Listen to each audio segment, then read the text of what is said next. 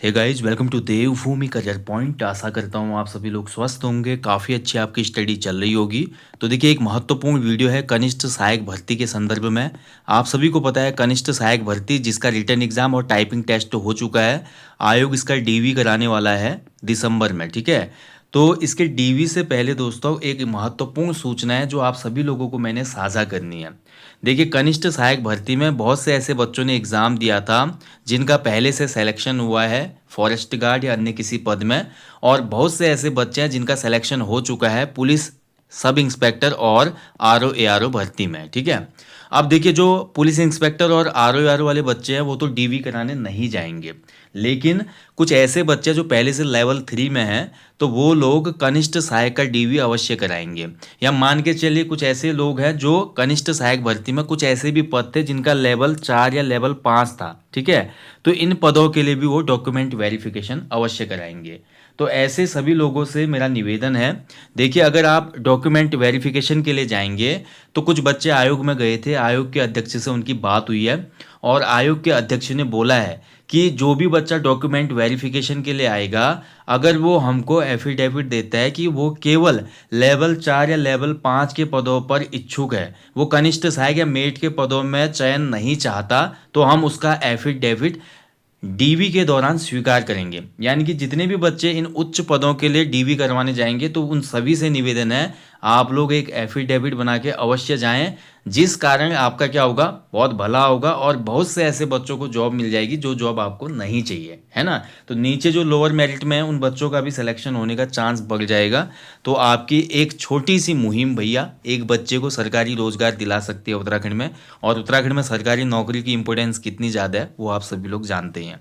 तो इसीलिए मेरा आपसे निवेदन है, देखिए सबसे पहले तो देखिए आयोग को यहाँ पर एक लेटर भी दिया है बच्चों ने कि पोस्ट प्रेफरेंस में प्रत्येक पद के आगे यस और नो का विकल्प देने हैं, तो ठीक है। तो बच्चे बोले कि जब डीवी कराने से पहले आप पोस्ट प्रेफरेंस का लिंक देंगे तो उस लिंक में देखिए हर पद के आगे आप एक कॉलम बना दीजिए जिसमें यस या नो का ऑप्शन हो, ठीक है। तो जिस पोस्ट को बच्चा लेना चाहता है डीवी के बाद उसमें वो यस कर देगा, जिसको नहीं लेना चाहता नो कर देगा।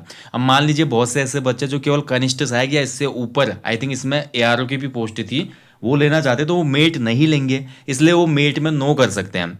तो अपर रैंक वाले अगर मेट में नो करेंगे तो लोअर रैंक वालों का मेट में सिलेक्शन का चांस बढ़ जाएगा, ठीक है। ये तो समझने वाली बात है। तो आप सभी लोगों से मेरा निवेदन है, सबसे पहले तो देखिए आयोग को भी इस विषय में सोचना चाहिए। उन्होंने पोस्ट प्रेफरेंस के आगे हर पद के आगे यस और नो का ऑप्शन देना चाहिए, ठीक है। और बाकी जिन लोगों का पहले से सिलेक्शन है उन लोगों से मेरा निवेदन है भैया, अगर आपको ज़रूरत है इस जॉब की तभी जाइएगा, कनिष्ठ सहायक वाली जॉब की, और उसके ऊपर के लेवल की जॉब की अगर आवश्यकता है तो उसके लिए एफिडेविट अवश्य बना के ले जाइएगा, ताकि बहुत से ऐसे बच्चों का भला होगा जो सरकारी नौकरी का सपना देख रहे हैं। अन्यथा क्या होगा, देखिए अगर आप पोस्ट प्रेफरेंस में सभी में यस कर देंगे, रिजल्ट आएगा आप जिस जॉब में पहले से हैं उसी ग्रेड पे में आपका सिलेक्शन हुआ या आपको ऐसा विभाग मिला जो आप चाहते ही नहीं थे, फिर आप ज्वाइन नहीं करेंगे। तो आप ज्वाइन नहीं करेंगे तो इसमें देखिए आपका ये तो क्लब्स एग्जाम है, और क्लब एग्जाम में आयोग की तरफ से साफ साफ बोला गया भैया, क्लब एग्जाम में हम किसी भी प्रकार की वेटिंग लिस्ट जारी नहीं करेंगे। केवल एकल पदीय जो एग्जाम होंगे उनमें आपका वेटिंग लिस्ट आएगी, वो भी केवल 1 साल के अंदर। 1 साल के बाद वो रिजल्ट भी आपका भूस हो जाएगा, ठीक है। ये आयोग के द्वारा पहले एक नोटिफिकेशन आ चुका था, आपने देखा होगा, ठीक है। अब आपको देखिए एफिडेविट कैसे बनाना है ये आप देख सकते हैं फॉर्मेट।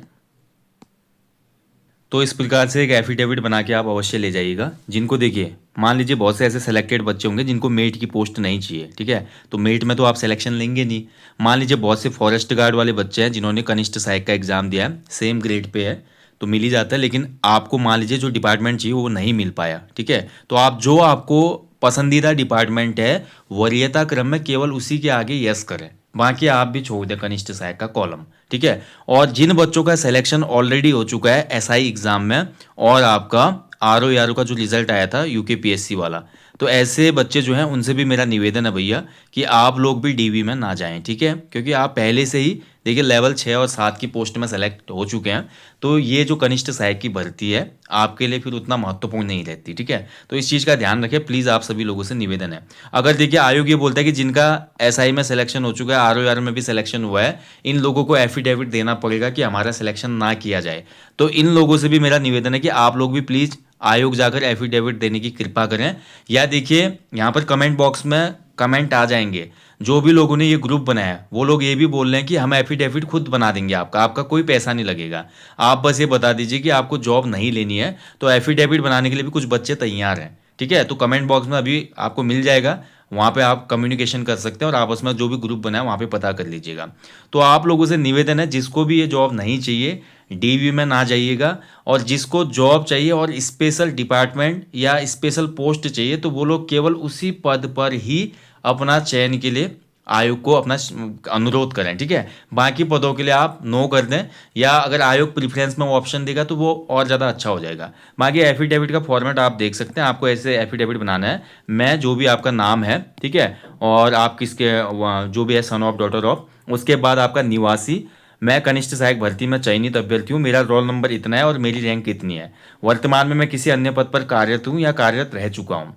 मैंने उक्त परीक्षा में केवल लेवल 4 और लेवल 5 के पदों के लिए ही एप्लीकेशन दिया था। ठीक है, और मेरी पोस्ट प्रेफरेंस केवल लेवल 4 और 5 के पदों के लिए ही लागू की जाए, अन्य पदों के लिए लागू नहीं की जाए, क्योंकि मुझे लेवल 2 और 3 के अंतर्गत आने वाली पद में किसी भी प्रकार की रुचि नहीं है। मैं उन पर नियुक्ति नहीं चाहता या नहीं चाहती।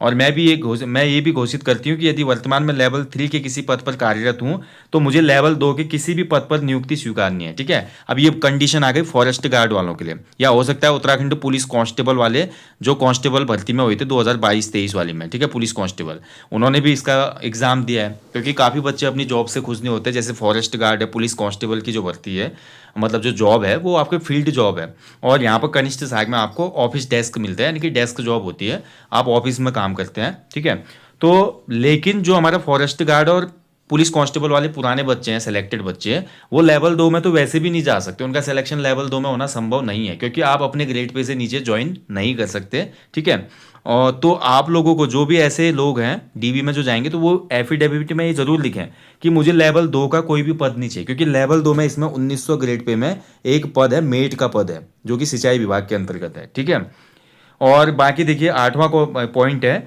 अनुरोध है यदि मेरा चयन लेवल 4 या 5 के अंतर्गत संभव न हो तो मेरी अभ्यर्थता को उन पदों के लिए निरस्त मान लिया जाए, ताकि अन्य पात्र अभ्यर्थियों को वो आवंटित हो सके। अब मान लीजिए किसी की रैंक बहुत पीछे 200 रैंक या 250 रैंक है, और उसको चाहिए भैया मेरे को लेवल 5 या 6 की जॉब चाहिए, जो इसमें आई थी कनिष्ठ सहायक के साथ, तो ऐसे में ये भी पॉसिबल नहीं होगा कि आपको लेवल 5-6 की जॉब मिले। तो आप ये एफिडेविट में लिख सकते हैं कि लेवल 5-6 अगर मुझे नहीं मिलता है तो इसके अलावा अन्य पदों के लिए मेरा अभ्यर्थन निरस्त माना जाए। ठीक है, बाकी लास्ट में आपको लिखना है, शपथ पूर्वक ये कहता हूँ, ये कहती हूँ कि उपयुक्त कथन है मेरे सर्वोत्तम ज्ञान और विश्वास के अनुसार सत्य एवं सही है, और इसमें कुछ भी असत्य नहीं है। ठीक है, और महत्वपूर्ण तथ्य नहीं छिपाया गया है।